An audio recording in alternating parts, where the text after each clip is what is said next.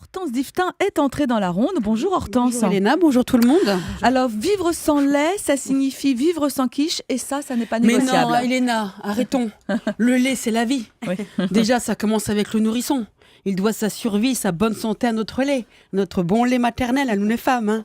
Oui, moi j'ai nourri mon enfant, ben oui, au sein, je suis une bonne mère. Hein. Oh, je l'ai nourri pas plus et pas moins longtemps que les autres mamans.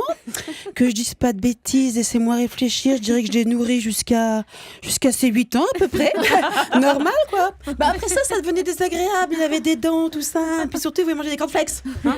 Alors j'ai bien dû me rendre à l'évidence, j'arrivais plus à fournir. Et pourtant j'ai pompé comme les Shadocks.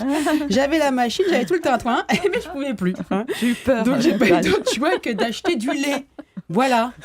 C'est compliqué, Elena, d'acheter du lait. Bah, Oui. tout le monde fait du lait maintenant. La vache, la chèvre, le soja, la châtaigne, la poule, le poney. Tout le monde s'y met, toute la ferme. Du coup, tu perds un temps fou à lire les étiquettes. Ouais. Pour peu que tu viennes du rayon lessive, tu lâches à faire. Ou alors, tu poses un RTT avant d'aller faire tes courses. Alors, comme c'était pas pour mes cornflakes à moi, hein, mon premier réflexe, et le seul d'ailleurs, a été d'acheter pour mon enfant un lait demi-écrémé des alpages. Hein, pas sûr que la vache, j'avais foutu les pieds à la montagne, mais j'aimais bien la couleur du tétrabrique. Et puis, je connais ce lait. C'est celui que je prends d'habitude pour faire mes bonnes quiches. Oui. Si c'est bon pour mes quiches, c'est bon pour les céréales de Pauline. Quoique, avec le recul, quand je regarde ma fille, je me demande si c'était le bon choix. J'ai un doute.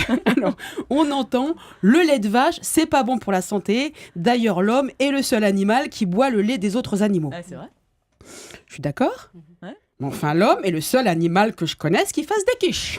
Alors, comment on fait? Des quiches, on n'a pas de lait. Hein, j'aimerais bien le savoir. Alors, on l'a fait au lait de soja et au tofu fumé. Mais qu'est-ce que c'est? C'est pas une quiche, ça. Ah non, moi, je dis non. Moi, je dis non, non, non. Hein. Alors, déjà, on n'a plus le droit au sucre, ni à l'alcool, ni à la viande, ni à la cigarette. Maintenant, c'est le lait. On va vraiment finir par ne boire que de l'eau. Et encore, pas celle qui a des bulles, on sait jamais, ça rend fou. Hein, et à bouffer des graines. Parti comme ça, on va se transformer en petits osios. Ça va pas, Léna.